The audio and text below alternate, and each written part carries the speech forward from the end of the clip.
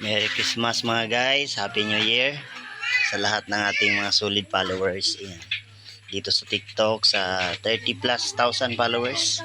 Pero lang akong i-share sa inyo mga guys. No? Buong taon tayong binlis ni Lord.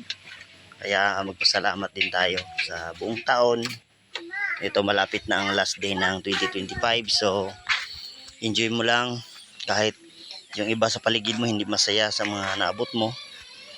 Ito guys, yung konting naabot lang namin sa aming mga nakayanan at sa biyaya ni Lord, ayan na natapos namin.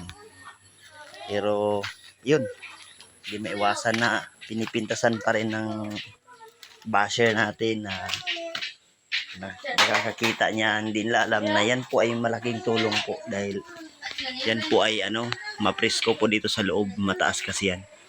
Saka lalagyan pa namin ng bintaas. So ayan guys, so simple lang. Maraming tao na hindi masaya sa kasiyahan mo, sa success mo. Ang mahalaga, huwag mo lang sila intindihin, hayaan mo sila. Kasi kahit anong gawin mo, may masasabi at masasabi talaga sila. Yan.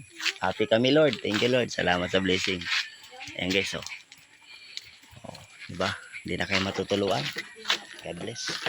Happy New Year. Welcome 2026. Welcome natin yung 2026 na positive. Yan lang. God bless.